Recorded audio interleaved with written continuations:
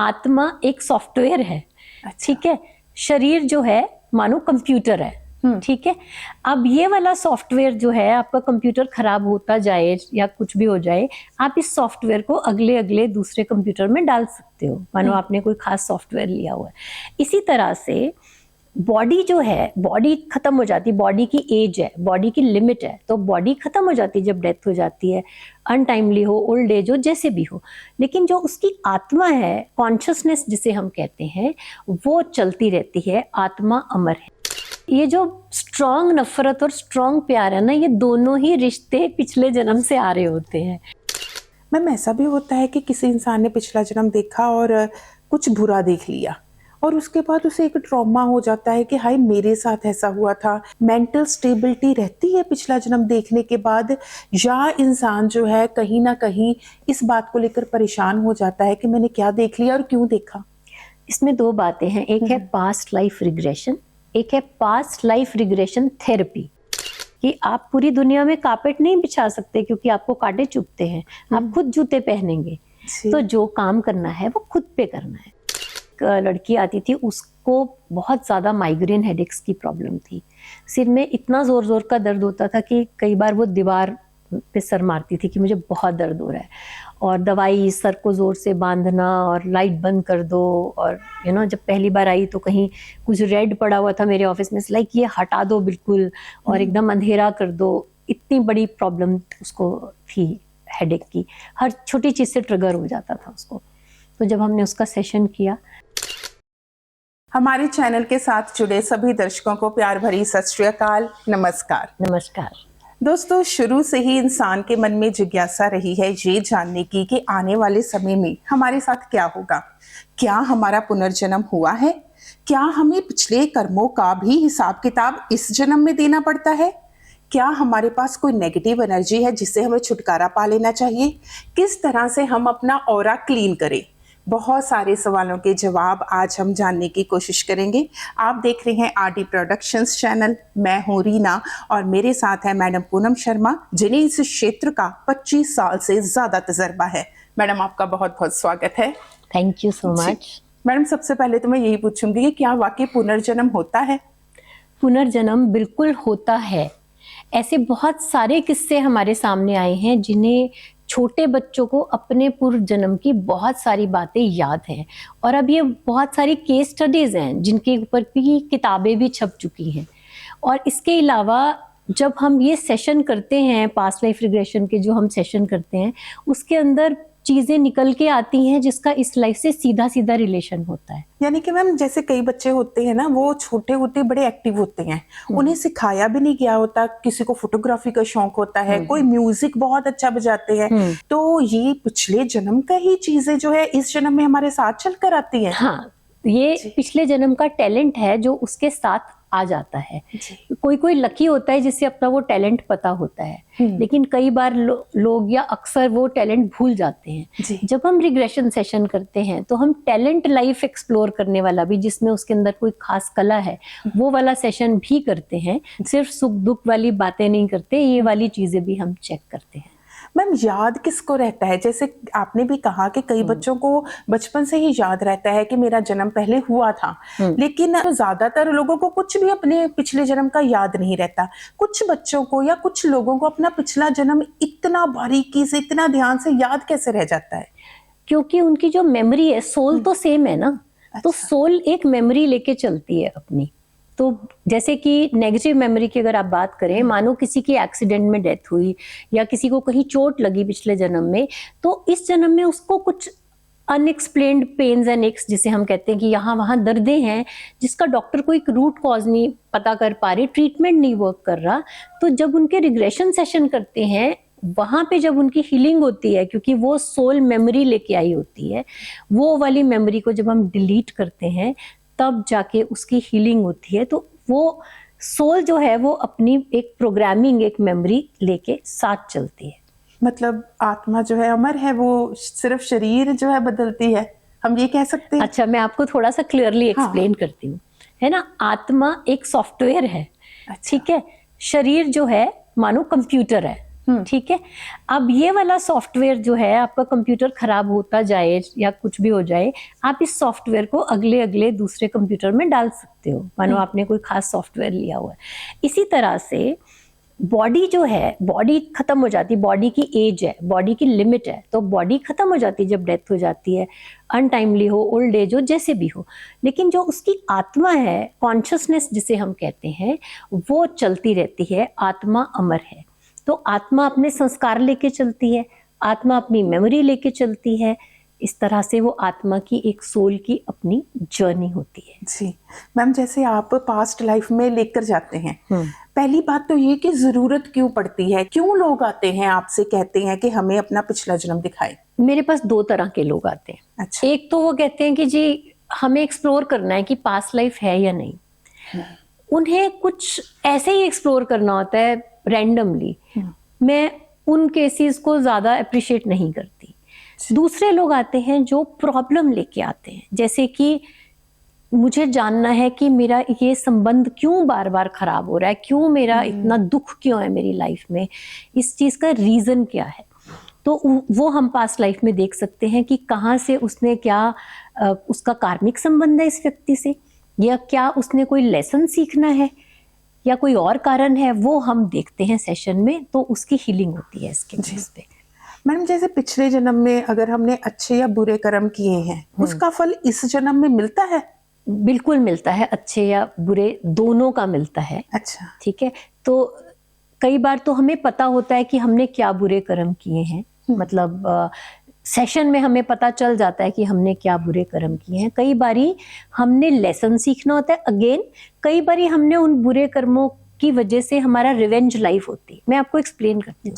मानो एक व्यक्ति ने दूसरे को पिछले जन्म में धोखा दिया। अब उसने कहा भाई इस जन्म में तो मेरा बस चला नहीं, लेकिन अगले जन्म में जो है मैं तुम्हें देख लूंगा जब मेरे में हिम्मत होगी। तो वो अगले जन्म में वापस फिर वो उसको धोखा देता है। तो ये रिवेंज, ए ने बी को रिवेंज दिया, बी ने ए को दिया, फिर ये साइकिल चलता रहता है। इसे हम विशियस साइकिल कहते हैं, जिसे ब्रेक करना होता है। ये होता है। कई बार क्या होता है, जो कि बात हमारे व्यूअर्स को भी एक थोड़ी अलग लगेगी, लेकिन हमने बहुत सारे सेशंस में ये चीज देखी है और अपनी रिसर्च में भी ये बात हमने पाई है कि अगर ए ने बी को धोखा दिया, अब जो है बी को तो सिर्फ धोखा खाने की आदत है और ए को धोखा देने की आदत है। अब वो कई जन्म उसके ऐसे ही चलते चले जाते हैं जहां पे कि बी धोखा ही खाता रहता है और ए धोखा ही देता रहता है। इसे हम हैंगओवर कहते हैं, यानी कि उसका पुराना प्रोग्राम खत्म नहीं होता। वो यही बात लेके चलता है, मैं तो विक्टिम हूँ, मैं बेचारा हूँ, मुझे सब धोखा देते हैं। तो वो यही प्ले करता रहता है। तो इस साइकिल को भी तोड़ना होता है। हमेशा ऐसे नहीं होता कि पिछले जन्म में इसने बुरा किया और इस जन्म में मैं करूंगा। ऐसी वाली चीजें भी होती हैं कि सेम व्यक्ति ही धोखा खाता रहता है या सफर करता रहता है जी, क्योंकि उसकी प्रोग्रामिंग है वो नेगेटिव प्रोग्रामिंग की मैं तो विक्टिम हूँ, मैं तो बेचारा हूँ, सब मुझे धोखा ही देते हैं, तो उसको धोखा ही मिलेगा।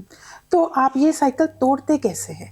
जब हम पास्ट लाइफ रिग्रेशन करते हैं, उस व्यक्ति को उस पर्टिकुलर सिचुएशन में लेके जाते हैं जहाँ पे कि उसने क्या एग्जैक्टली हो रहा था, उसकी डिटेलिंग में लेके जाते हैं। फिर उससे पूछते हैं तुम्हारे पास चॉइस थी कुछ और करने की, थी या नहीं थी। उसके बेस पे ऐसे बहुत छोटी छोटी चीजें हैं, लेकिन हम कहते हैं रीलिविंग इज रिलीविंग, यानी कि जब आप उसको दोबारा देखते हो तब आप देखते हो कि आप क्या नहीं कर पाए, क्या आपकी अंडरस्टैंडिंग है, क्या मजबूरी थी। जब उसको वो एक ओवरव्यू से देखता है, जब आप ऊपर से देख रहे होते हो ना, तो उसको सिचुएशन ज्यादा क्लियर समझ आती है, उसकी विजडम, अंडरस्टैंडिंग, लर्निंग हो जाती है और वहीं पर हीलिंग होती है जी।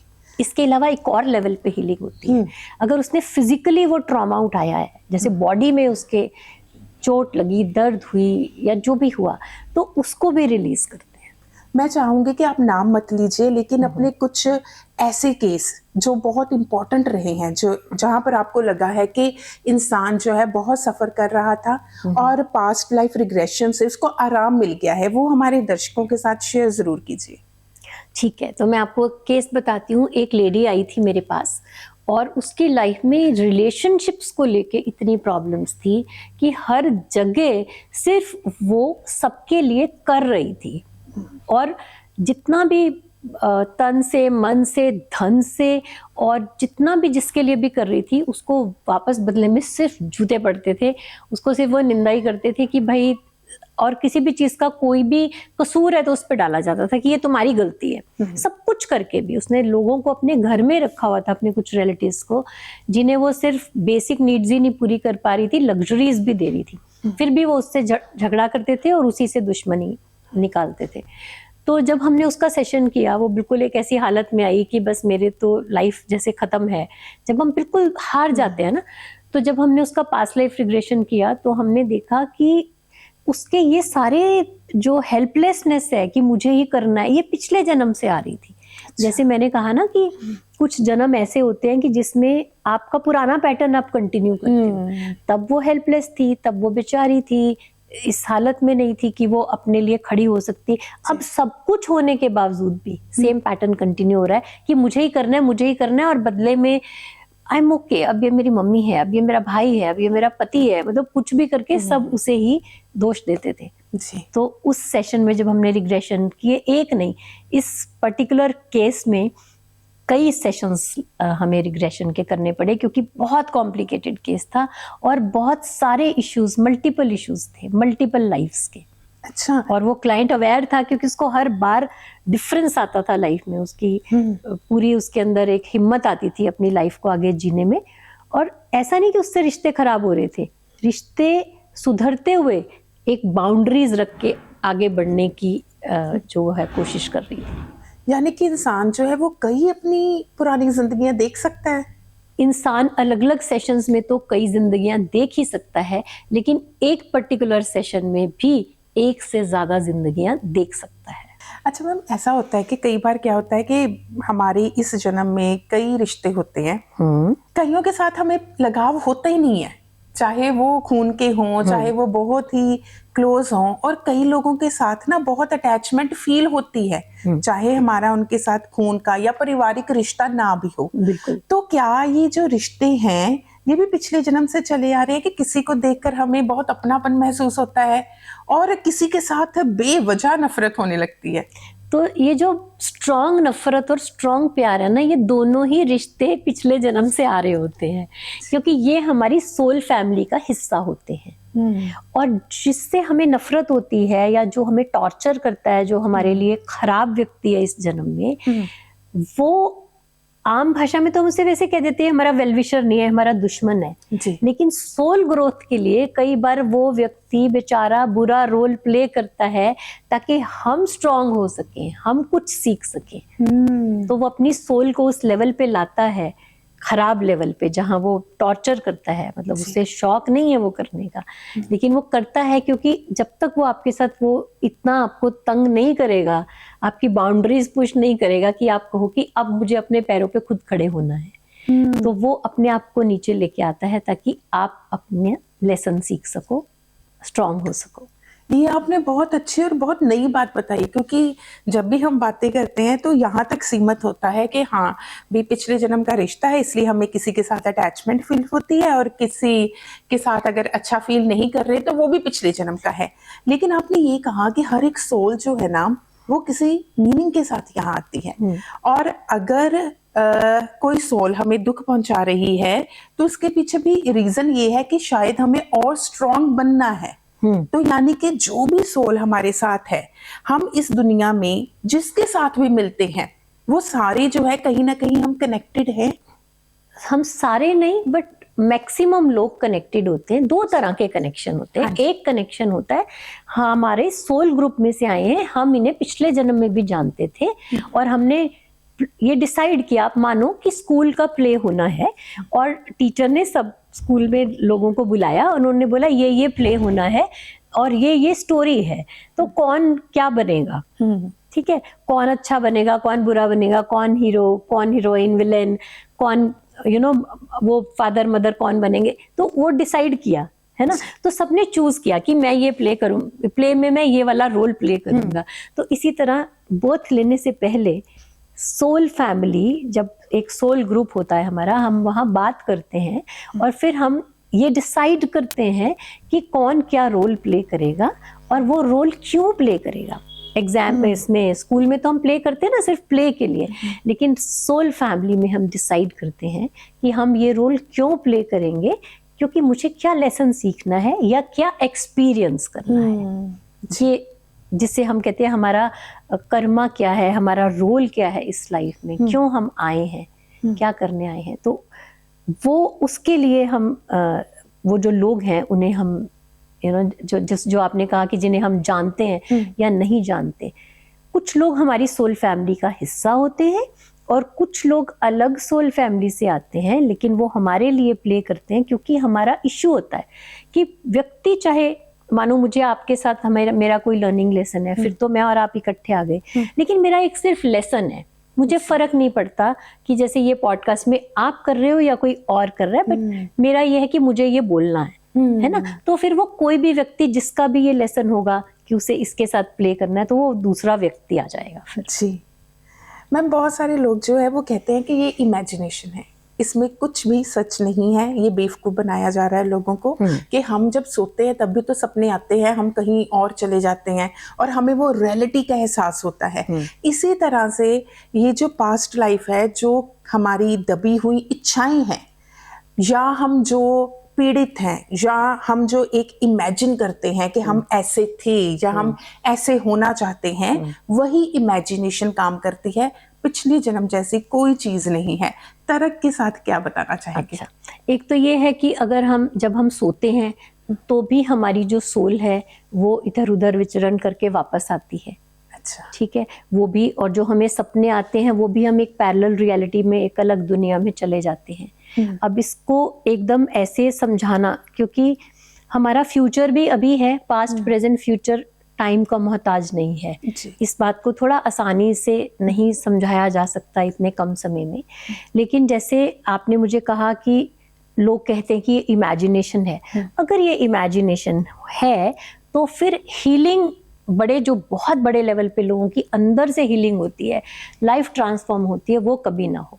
फिर तो हम उन्हें इमेजिन करवा दें ना, तो मैं उसे खराब चीज क्यों इमेजिन कराऊंगी। फिर मैं उसे कराऊंगी, तुम जैसे एफर्मेशंस लोग करते हैं, तुम स्वस्थ हो, तुम बहुत खूबसूरत गार्डन में घूम रहे हो, जो हम एक टेम्पररी रिलीफ के लिए लोगों को गाइडेड मेडिटेशन के अंदर कराते हैं अगर वो बहुत स्ट्रेस्ड है, लेकिन वो अंदर से डीप हीलिंग नहीं करता, उस समय के लिए आपको सही कर देगा।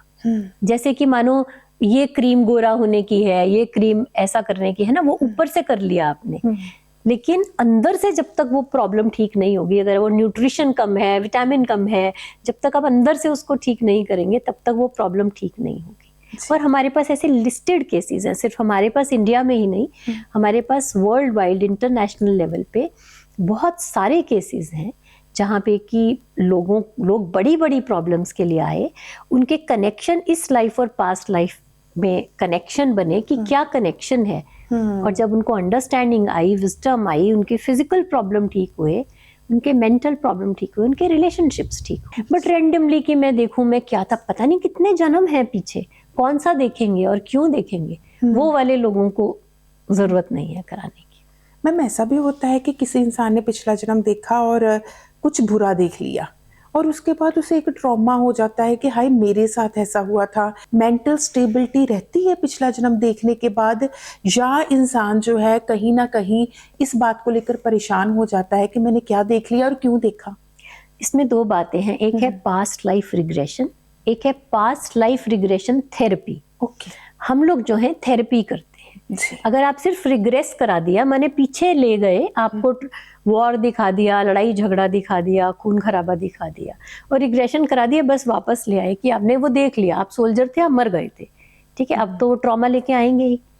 लेकिन जो ट्रेन थेरेपिस्ट है वो थेरेपी करता है, मैं आपको सिर्फ वो खराब चीज दिखाने क्यों ले जाऊंगी। जैसे कि मैंने पहले ही कहा कि पर्पस है ना, हम क्यों जा रहे हैं, थेरेपी करने के लिए।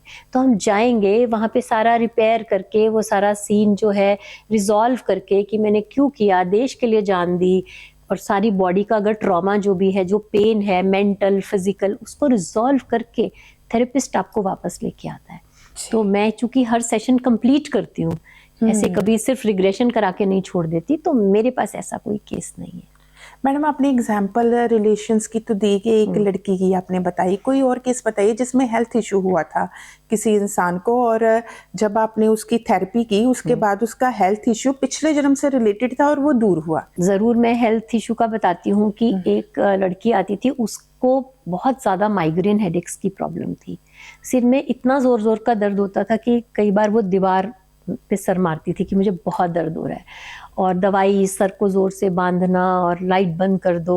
और जब पहली बार आई तो कहीं कुछ रेड पड़ा हुआ था मेरे ऑफिस में, लाइक ये हटा दो बिल्कुल और एकदम अंधेरा कर दो। इतनी बड़ी प्रॉब्लम उसको थी हेडेक की, हर छोटी चीज से ट्रिगर हो जाता था उसको। तो जब हमने उसका सेशन किया तो उसके एक सेशन में उसको हेड इंजरी से, टॉप से गिरने से उसकी चोट हुई थी, और इतना एक्सट्रीम हेडेक था। मैं आपको एक्सप्लेन करती हूँ। जब पूर्व जन्म में व्यक्ति की जब डेथ होती है, किसी भी जन्म में जब डेथ होती है, डेथ के समय अगर ट्रॉमा है, कई बार सोल उस ट्रॉमा को अपने पास रख लेती है, जैसे कि उसको रिलीज नहीं करती। जन्म हो जाता है लेकिन उस जन्म का जो फिजिकल, मेंटल, इमोशनल पेन है वो उसके साथ ही रह जाता है, और जब वो अगले जन्म में आता है तो उसको कारण नहीं समझ आता कि इसका कारण क्या है, तो वो पेन वो कंटिन्यू करता है जी। जब हम उसको रिजॉल्व करते हैं वहां पे तो वो पेन उसका ठीक हो जाता है जी। इसको मैं एक छोटे एग्जाम्पल से और समझाती हूँ। जैसे रात को अगर हम सोते हैं, अगर हम अच्छा सोते हैं, रात को गहरी नींद में सोते हैं, किसी थॉट के साथ नहीं सोते, स्ट्रेस के साथ नहीं सोते, तो नींद अच्छी आती है। जब नींद अच्छी आती तो फ्रेश उठते हैं। जब फ्रेश उठते हैं तो हमारा नया जो दिन है वो नए जन्म की तरह हम उसको पूरी फुल ऊर्जा के साथ जीते हैं। ऐसे ही जब हम अच्छे से मरते हैं, अच्छे से मरने का मतलब पिछला कोई रिग्रेट नहीं है, अच्छा बुरा जो भी था ये खत्म हो गया, कोई रिग्रेट नहीं है, जो मैंने करना था अपना धर्म निभा दिया, अपने बच्चों की जिसके लिए करना था कर दिया। अब मैं चाहे डेथ जैसे भी हुई है कि अब मेरा ये जन्म खत्म हुआ, अब अगला जन्म फ्रेश स्टार्ट होगा। उनको ना तो कुछ याद रहता है, ना ही पूर्व जन्म का नेगेटिव वो कैरी करते हैं जी। लेकिन जो किसी भी आधी इच्छा, तृष्णा या पेन के साथ जब डेथ होती है वो अगले जन्म में साथ लेके आता है। तो फिर वो उस लड़की का माइग्रेन ठीक हुआ? उस लड़की का माइग्रेन उसके बाद से ठीक हुआ, उसको मेडिसिन की और ऐसी किसी चीज की जरूरत नहीं पड़ी। अच्छा मैम, कई लोग कहते हैं कि आत्मा जो है उन्हें दिखाई देती है। आत्मा वाकई में भटकती है मरने के बाद भी? हमने क्लियरली देखा है, या बहुत लोगों के साथ भी देखा है। कई बार हम लोग जैसे चलते फिरते हैं, ऐसे ही क्लाइंट्स आते हैं हमारे जैसे, उनके ऊपर दूसरी आत्मा होती है जो उसे किसी चीज के लिए फोर्स करती है। आपके सवालों का 2 पार्ट्स में जवाब दूंगी। एक तो ये कि आपने कहा कि क्या आत्मा भटकती है। सबकी आत्मा नहीं भटकती, जिसकी डेथ ठीक से नहीं होती। अब मानो कोई एक्सीडेंट डेथ है, किसी की नींद में डेथ हो गई, किसी की कॉमा में डेथ हो गई, कॉमा में था वो व्यक्ति लंबे समय से, उसकी डेथ हो गई, इसे हम कहते हैं अनअवेयर डेथ। यानी कि उस व्यक्ति की फिजिकल और मेंटल पार्ट का आपस में कोऑर्डिनेशन नहीं है, उसे पता ही नहीं चला वो कब मर गया। अब वो जब कब मर गया तो अपनी बॉडी के आसपास वो आत्मा जो है वो भटकती रहती है उसकी। फिर वो भटकती हुई आत्मा कई बार किसी पे सवार हो जाती है, उसके भी 100 रीजन होते हैं। कई बार वो अपना पर्पस पूरा करना चाहती है कि मुझे इसी परिवार में रहना था, तो उसी परिवार के किसी व्यक्ति के ऊपर वो सवार हो जाती है। कई बार ये लोग तांत्रिक या इस तरह के लोग उन सोल्स को मिसयूज करते हैं और अपने काम कराते हैं। तो कई बार आत्मा बिल्कुल इधर उधर भटकती रहती है और कई बार किसी के ऊपर चली जाती है। कई बार ऑन पर्पस जाती है, कई बार रैंडम किसी के ऊपर चली जाती है। आपके पास ऐसे भी केस आते हैं? ऐसे भी केस आते हैं और मैंने उनके ऊपर काम किया है। तो आप उस पे कैसे काम करते हैं? उसके जब वो हमसे बात करता है, फर्स्ट जो कंसल्टेशन होती है, जब हम उससे बात करते हैं तो ये समझ में आ जाता है। वो कहते हैं मुझे समझ नहीं आता कि मुझे अचानक, जैसे मैंने एक बर्गर मंगाया तो मुझे एक अंदर से आवाज आती है कि एक मेरे लिए भी मंगाओ। एक बच्चा था 12-13 साल का और वो बहुत मोटा था। तो उसका ये केस था कि वो कहता है मैं हर चीज डबल करता हूँ, मुझे समझ नहीं आती हर चीज क्या डबल करती हो। जैसे कहता खाता डबल हूँ। अच्छा, अगर आपको मानो आप थोड़े मोटे हो, आप स्पोर्ट्स भी खेलते हो, आपको भूख लगती होगी। नहीं, वो कहता बात ये नहीं है मैम, मुझे एक आवाज कहती है कि मेरे लिए भी मंगा, एक मेरे लिए भी मंगा, तो मैं डबल खाता हूँ। मैंने कहा अगर आप 2 मंगाओ एक ही बार में, कहता फिर वो कहता है मेरे लिए भी 2 मंगा। तो मैं बहुत मुश्किल से कई बार उसको खाता हूँ, पर वो कहता है कि ये वो मेरे थ्रू खाता है। उसकी सोल को हमने, उसके अंदर एक और बच्चे की सोल थी जो खाता था, अच्छा, तो उसे रिलीज कराया हमने। जी। वैसे बच्चों के केसेस हम ज्यादातर लेते नहीं हैं, बट क्योंकि वो फैमिली में उनके 3-4 लोगों ने भी लिया था सेशन, और वो कह रहे थे कि प्लीज आप इसका मतलब वी ट्रस्ट यू, बस क्योंकि छोटे बच्चों का सेंसिटिव मैटर होता है। जी। तो मैंने कहा, आप मदर को कहा कि आप साथ बैठें, बट देन कुछ मिनट्स बाद उसने कहा कि मम्मी आप जाएं, मैं आंटी के साथ अकेले कर लूंगा। तो हमने उसका सेशन किया था। जी। अक्सर ही ना हम सब लोगों को भी ऐसा महसूस होता है कि जैसे कोई पास से गुजर कर गया है, नजर तो कुछ नहीं आता। वो एक वहम होता है हमारा, या वाकई में हमारे आसपास जो है वो चीजें घूमती रहती हैं? देखो, कई बार वहम भी हो सकता है, लेकिन ऐसा नहीं होता कि हर बार वहम होता है, क्योंकि एक्चुअली हमारे आसपास इस समय भी हो सकता है अच्छी बुरी जो है आत्माएं हमारे आसपास घूम रही हो, ठीक है। लेकिन हर वक्त हम उस तरफ ध्यान नहीं देते, ना ही हमें जरूरत होती है, अनलेस एंड अनटिल वो हमें डिस्टर्ब करे। जी। आप जैसे कोई जो बहुत मेडिटेशन करता है, कोई ऐसे पवित्र स्थान पे जाते हैं, तो वहां कोई धूप अगरबत्ती नहीं भी जली, कई बार आपको अचानक खुशबू आती है। ऐसा बहुत बार होता था। लोग कहते हैं मैम आपने यहाँ पे कुछ जलाया है, कुछ खुशबू आ रही है, अचानक एक झोंका आता है खुशबू का। तो वो अच्छी सोल्स भी घूम रही होती हैं, और कई बार खराब सोल्स भी घूम रही होती हैं। मैम कई बार क्या होता है कि हमारे जो बुजुर्ग है ना, वो कई बार अच्छे कर्म नहीं करते, या उनसे कोई गलतियां हुई होती हैं, क्या उनका खमियाजा उनके बच्चों को भुगतना पड़ता है? हम एस्ट्रोलॉजी में भी देखते हैं ना, पितृदोष करके जब कुंडली में आता है तो वो यही होता है, जो पितरों ने खराब कर्म किए वो फैमिली को उसका खमियाजा भुगतना पड़ता है। और उसको दूर करने के लिए हम, जैसे पास्ट लाइफ रिग्रेशन सेशन है, ऐसे एक एंसेस्ट्रल हीलिंग का सेशन भी होता है कि हम उस एंसेस्टर को बुलाते हैं। अच्छा। और फिर उसके थ्रू हम सारी हीलिंग करते हैं। और सिर्फ यही नहीं होता कि उनकी गलतियों का खामियाजा है, कई बारी उस एंसेस्टर ने कि उसकी कोई थॉट पैटर्न है, लाइक कि खाना ही मिल जाए 2 वक्त का, जैसे मानो वो फेमिन के टाइम पे उसकी डेथ हुई हो, है ना, कितने हजारों साल पहले क्या क्या हुआ है, वॉर के टाइम डेथ हुई हो, ऐसी। तो जो उस एंसेस्टर का मेंटल पैटर्न है ना, कई बार वो फैमिली में चलता रहता है, ऐसे पास ऑन होता रहता है, जैसे डीएनए हमारा होता है उनका, तो उसको भी हील करना पड़ता है। तभी कई बार एक फैमिली कहते हैं ना, हमारे परिवार में तो लड़कियां शादी ही नहीं होती, सब वापस आ जाती हैं, या हमारे परिवार में लड़का नहीं बचता, या हमारे परिवार में कुछ ना कुछ ऐसा, सब गरीब हो जाते हैं एक टाइम के बाद।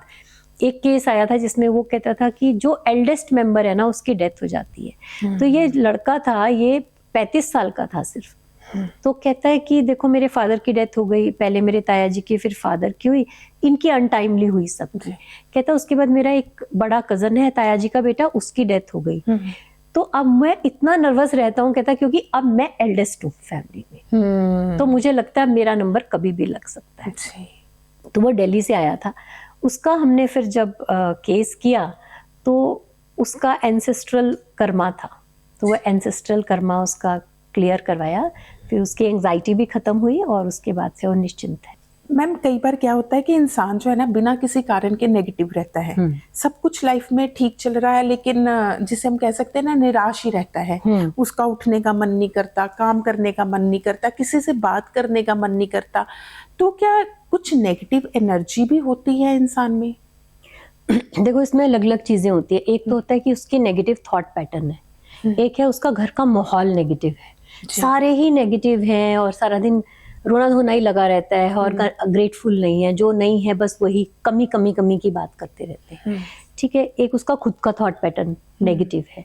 एक है कि हो सकता है पिछला संस्कार चला रहा हो, जैसे कि हमने बात की। ठीक है, इसके अलावा कई बार ऐसा होता है कि कई बार नेगेटिव एनर्जी एंटर कर जाती है। अच्छा। जैसे वो चलती फिरती कोई चीज एंटर कर गई, जो खुद डिप्रेस थी, अब वो इसे भी डिप्रेस कर देगी। ये पॉसिबिलिटी है, लेकिन हर बार जिसका लाइफ में कुछ नहीं हो रहा और वो डिप्रेस्ड है, उसका कारण हर बार नेगेटिव एनर्जी नहीं होता, पर हो सकता है। जी, पर टैरो कार्ड रीडर भी हैं, और आप एस्ट्रोलॉजी में भी विश्वास करती हैं, और वो भी देखती हैं। कहते होते हैं कि किसी का कपड़ा नहीं पहनना चाहिए। इससे क्या होता है कि अगर उस इंसान में कुछ नेगेटिव एनर्जी है या नेगेटिव ट्रेट्स है, उसकी निराशावादी सोच है, तो उसका इफेक्ट आप पर भी होगा। ये सच है? एक ना सूक्ष्म ऊर्जाएं होती हैं, सटल एनर्जीज कहते हैं उसे इंग्लिश में, ठीक है। उसमें क्या होता है कि हर चीज के अंदर ऊर्जा होती है, एनिमेट इन मतलब जीवित, और जैसे लकड़ी वगैरह इसमें भी होगी। तो हर चीज में अपनी एक ऊर्जा होती है, वैसे इसी तरह कपड़े में भी ऊर्जा होती है। क्योंकि जो आपने सोचा, अगर आप उस समय रोते थे, परेशान होते थे, दुखी होते थे, वो एब्जॉर्ब कर लेती है वो चीज। जब हम उस चीज को अपने पास रखते हैं तो वो हम फिर उसी एनर्जी फील्ड में आ जाते हैं जी। मानो हम मान के चलते हैं कि वो स्टेप डाउन है, वो माइनस है, और जैसे हम पॉजिटिव एनर्जी को कहते हैं वो पॉजिटिव है, ऊपर है ना, ऐसे मान के चलो। तो जैसे हम किसी की मानो हम किसी अच्छी जगह पे जाते हैं, हम वहां से कोई माला, कोई तावीज, कोई धागा लेके आते हैं, हम उसे अपने पास रखते हैं ताकि हम उस एनर्जी फील्ड में रह सकें जहां से हम एक सिद्ध जगह से, अच्छी जगह से लाए हैं। हाँ। इसी तरह नेगेटिव भी फील होता है, तो ये ऊर्जा है जी। मैम, एक ना शब्द हम बहुत सुनते हैं, पढ़ते हैं, बोलते भी हैं, ऑरा। पहले तो ये मैं जानना चाहूंगी अच्छी तरह से, ये ऑरा चीज क्या होती है? ऑरा को अगर हम साइंटिफिकली जवाब दें तो उसे हम बायो इलेक्ट्रोमैग्नेटिक फील्ड कहते हैं। यानी हमारे जो शरीर की ऊर्जा है, बायो इलेक्ट्रोमैग्नेटिक फील्ड जो है हमारा, वो ऑरा बनाता है ना। हमारा चार्ज कितना बॉडी में, एनर्जी कितनी है। सो ये ऑरा जो है कैसे बनी है, हमारे शरीर में 7 चक्र हैं, क्राउन से सहस्त्रहार से लेके मूलाधार तक, रूट तक 7 चक्र हैं। 7 चक्रों के रंग हैं, 7 चक्रों के अपने एक थॉट पैटर्न्स हैं, अपनी एक अलग से ऊर्जा है। जैसे ये चक्र आगे विजन देता है फ्यूचर का, ये चक्र जैसे हृदय चक्र है वो प्रेम की बात करता है, स्वाधिष्ठान चक्र जो है क्रिएटिविटी, पीस की बात करता है। ऐसे हर चक्र का अपना एक रोल है ना। तो जब ये सारी चीजें बैलेंस होती हैं तो हमारी ऊर्जा, हमारी ऑरा स्ट्रांग होती है। अगर इसमें से कोई भी, ये 7 मानो ऐसे चक्र है लाइन में, एक तो ये ऐसे अलाइंड होने चाहिए, बैलेंस्ड होने चाहिए, अपने अपने जैसे प्लैनेट्स घूमते हैं ऐसे अपने अपनी उस पे सही बैलेंस से घूमने चाहिए। इनके अंदर जो एनर्जी है, जो इनकी थॉट्स हैं, जो इनका काम है, जैसे ना किडनी का काम है सब फिल्टर करना, हार्ट का कुछ काम है, सब लिवर का अलग काम है, तो ऐसे इनका अपना काम है, ऊर्जा सेंटर है ये एनर्जी के। तो जब ये सब चीजें बैलेंस पे चल रही होती हैं, हम अलाइंड होते हैं, यानी हम स्पिरिचुअली, फिजिकली, इमोशनली, मेंटली, तो हमारी ऊर्जा, हमारी ऑरा बहुत बड़ी होती है, किलोमीटर्स तक जा सकती है। मेरे पास एक इंस्ट्रूमेंट है, मैं उससे मेजर करती थी। तो एक बार हमने कोई बहुत बड़ी सभा थी जिसमें बहुत ये जो साधु आते हैं और कमंडल और वो सब त्रिशूल वो सब रहता है उनके पास। बहुत पुरानी बात है, किसी ने सम्मानित करने के लिए बुलाया था तब, क्योंकि मैं ऑरा की फील्ड में बहुत काम कर रही थी। तो उनकी ऊर्जा किलोमीटर्स तक जाने के बाद भी अभी वो इंस्ट्रूमेंट जो है बंद नहीं हुआ था, अभी और भी लंबी थी। तो फिर हमने इस तरह से काफ़ी एक्सपेरिमेंट किए और चेक किया। जो बीमार व्यक्ति है उसकी जो ऑरा है उसकी लेंथ और स्ट्रेंथ बहुत कम होती है, और जो बहुत स्पिरिचुअली अलाइंड है और फिजिकली भी हेल्दी है उसकी ऑरा बहुत स्ट्रांग होती है। तो अपना ऑरा जो है ना वो कैसे पॉजिटिव और स्ट्रांग बनाया जा सकता है? सबसे पहले हमारा जो ऑरा डिस्टर्ब होता है वो नेगेटिव थॉट पैटर्न से होता है ना। तो अगर हम पॉजिटिव सोच रखते हैं अपनी, तो उससे हमारा ऑरा बहुत अच्छा रहता है। और फर्स्ट पॉजिटिव थॉट का जो पहला सबसे बड़ा स्टेप है वो है शुक्राना करना, ग्रैटिट्यूड करना। अगर आप दिल से शुक्राना करते हैं कि भगवान जो तूने दिया है उसके लिए तेरा बहुत बहुत शुक्र है, और हर चीज़ के लिए रैंडमली ऐसे नहीं कि बस भगवान तेरा शुक्र है, पर्टिकुलर चीज़ों के लिए करके देखो। अगर मेरी आंखें ना होती, अगर मैं बोल ना सकती, तो मैं आपसे बात कैसे करती, बहुत शुक्र है भगवान तेरा। तो इस तरह से थॉट लेवल पे, फूड लेवल पे, हर लेवल पे ध्यान रखना है। जैसा खाए अन्न वैसा होए मन, ठीक है। इसके अलावा एक्सरसाइज, फिजिकल बॉडी की मूवमेंट करनी है, ठीक है। और घर की ऊर्जा को, खुद को अपने नीट एंड क्लीन रखना है, अपने आसपास चीज़ों को ऑर्गेनाइज्ड रखना है। दूसरों के लिए बुरी भावना, जैसे अगर जेलसी वगैरह रखेंगे तो उससे भी ऑरा वीक होगा, है ना। एक तो है कि मुझे कुछ करना है, मुझे बेहतर बनना है, एक अलग बात है, लेकिन वो बेहतर क्यों बन गया, वो नेगेटिव थॉट है, वो नेगेटिव है। ये सब चीजें हमारा ऑरा कम करती हैं और फिर हम नीचे नीचे चले जाते हैं। मैंने ऑरा की बात की और मैंने भगवान का नाम मेंशन नहीं किया। एक्चुअली ये तो एक नेचुरल चीज है कि भगवान का नाम लेना है, लेकिन अगर ये बाकी चीजें आप नहीं करते और सिर्फ तब भगवान का नाम लेते हो तो वर्क नहीं करता। नीचे से पहले सारा बैलेंस लेके चलना है ना जी। कि अपना खाना, अपनी सोच, अपना एनवायरनमेंट, जब आप इस लायक होंगे तो आपका जब तन मन सब शुद्ध होगा तब तो बैठ के ना भगवान का नाम लोगे जी। लेकिन अगर आप जेलसी रखोगे, आप ग्रेटफुल नहीं होगे तो भगवान का नाम कैसे वर्क करेगा। जिसे लोग भगवान का नाम लेना कहते हैं कि मैं सब तीर्थ गया, तो वो फिजिकली सिर्फ चल के जा रहा है, मन से नहीं जा रहा जी। क्योंकि और वो कुछ पाने के लिए जा रहा है। वो बिजनेस का हिस्सा है, भगवान का नाम लेने का हिस्सा नहीं है। इररिस्पेक्टिव आपकी लाइफ में क्या हो रहा है, कितने दुख दर्द हैं, आप भगवान का नाम लेते हो तो उसे माना जाता है कि अपने शुद्धि से भगवान के साथ अपने आप को अलाइन करने की कोशिश की। तभी कहा जाता है कि आपका मन और नीयत साफ होनी चाहिए, तभी हर एक चीज जो है वो काम करती है। बिल्कुल जी। जाते जाते एक सवाल पूछूंगी, जरूर। पॉजिटिव कैसे रहें, खुश कैसे रहें, क्योंकि ना हर एक इंसान का एक ही मकसद है कि मुझे सुकून मिले।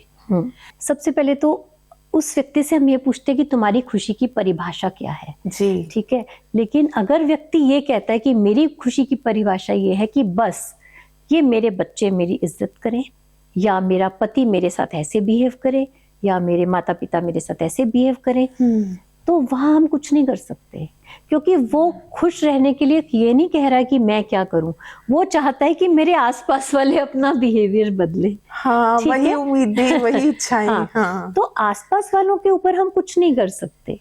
एक बड़ी सिंपल बात है कि आप पूरी दुनिया में कारपेट नहीं बिछा सकते क्योंकि आपको कांटे चुभते हैं, आप खुद जूते पहनेंगे। तो जो काम करना है वो खुद पे करना है। तो खुश रहने के लिए पहले देखें कि आप कैसे बाहर से कंट्रोल्ड है आपकी खुशी। आपको खुशी एक सहज नेचुरल कंडीशन है। छोटा बच्चा जैसे रोता है, हंसता है, वो उसकी एक नेचुरल कंडीशन है। वो जब भूख लगती है तो रोता है, कहीं डिस्कम्फर्ट है तो रोता है, लेकिन अदरवाइज वो हंसता है। जी। ठीक है, तो ऐसे ही हम आए हैं छोटे बच्चे की तरह भोले भाले, लेकिन हम क्या करते हैं, जहाँ रोना चाहिए वहां रोते नहीं है, जहाँ हंसना चाहिए वहां हंसते नहीं है, फिर हम अननेचुरल लाइफ जी रहे हैं हर तरह से। तो इसलिए हमारी खुशी के रास्ते में बाधा आती है। फिर जो सबका अपना अपना पर्पस है, अब मानो सारे प्लैनेट्स अपने आप एग्जाम्पल ले लो प्लैनेट्स का, सब घूम रहे हैं, है ना। पृथ्वी अपना घूम रही है, चंद्रमा, सूरज सब अपना अपना घूम रहे हैं। अगर वो सोचे कि वो उस ऑर्बिट में घूम रहा है, जुपिटर वहां घूम रहा है, मून कहे मैं यहाँ घूम रहा हूँ, मुझे जुपिटर के बराबर जाना है, उसकी ऑर्बिट में जाना है, क्या होगा, टक्कर हो जाएगी। ठीक है, तो जो जिसका रोल है वो अपना रोल 100% करे, अपने आप को कंपेयर ना करे। सबसे बड़ी प्रॉब्लम ही कंपैरिजन है जी। और दूसरों से एक्सपेक्ट ना करें, ये तो बात लोग कहते हैं कि मतलब ये तो हो जाए पूरी तो बहुत बड़ी बात है, लेकिन एक्चुअली आप खुद क्या कर सकते हैं उसके अंदर वही करें ना। आपको खुश रहना है, आपको मैं तो तभी खुश हूंगा जब तुम मुझे फ्लावर्स लाके दोगे, डायमंड लाके दोगे, नहीं, गो बाय फ्लावर्स फॉर योरसेल्फ। अगला लाके देता है तो ठीक है, नहीं तो ठीक है। तो आप अपनी मस्ती में रहिए, यानी कि अपने आप से भी प्यार करें, हम अपने आप से ही प्यार करें। जी, बिल्कुल सही बात कही है। क्योंकि ना जब हम कहते हैं कि खुद से प्यार करो तो दो थेरीज जो चलती हैं, तो जिसमें आपने एक बहुत अच्छी बात की कि सेल्फिश होना नहीं होता। तो मैं चाहूंगी कि दर्शकों को बताएं कि खुद से पहली बात प्यार कैसे करें, कितना टाइम हम अपने आप को दें और सेल्फिश भी ना हो जाए। Self care is self love. अगर आप अपने छोटे बच्चे को बहुत प्रेम करते हैं तो आप उसके खाने का, पीने का, उसके मुंह में अच्छी हेल्दी चीज डालेंगे, उसको अच्छे साफ स्वस्थ कपड़े पहनाएंगे, उसको अच्छे संस्कार देंगे, अच्छी वैल्यूज देंगे, चाहेंगे कि वो अच्छी सोच सोचे, अच्छी किताब पढ़े, अच्छे दोस्तों के साथ रहे। वही चीजें आपने अपने साथ करनी है। और इसमें गलती एक पॉइंट आउट कर देती हूँ, हम सारा कुछ अपने आप को ब्रांडेड स्टफ बाय कर लेते हैं, सब कुछ कर लेते हैं, लेकिन अपने साथ जो हम समय बिताते हैं वो हम नेगेटिविटी के साथ बिताते हैं। मैं ही ऐसा क्यों, मेरे साथ ही ऐसा क्यों, भगवान ने मेरे साथ ही ऐसा क्यों किया। मैक्सिमम समय आप अपने खुद के साथ बिताते हैं और अपने खुद के ही बेस्ट फ्रेंड आप नहीं हैं। क्यों बेस्ट फ्रेंड नहीं है? क्योंकि खुद के साथ आप नेगेटिव समय बिता रहे हैं। तो सेल्फ लव का ये एक बहुत बड़ा स्टेप है कि खुद के लिए थोड़ा जेंटल हो जाएं। अपनी कमियों को पहचानना है, लेकिन क्रिटिसाइज नहीं करना, और पहचानने के बाद इम्प्रूव करना है जी, कोसना नहीं है अपने कोसना नहीं है। जी मैम, आपने बहुत अच्छी बातें समझाई। तो मुझे लगता है कि दर्शकों को बड़े सारे सवालों का जवाब मिला होगा, लेकिन आपके मन में और भी बहुत सारे सवाल होंगे। तो अगर आपके मन में कोई भी सवाल है, आप हमें कमेंट बॉक्स में ज़रूर लिखिए, ताकि हम मैडम से उन सभी सवालों के फिर से जवाब जान सकें। तो आज के विशेष प्रोग्राम में इतना ही, फिर मिलेंगे। धन्यवाद।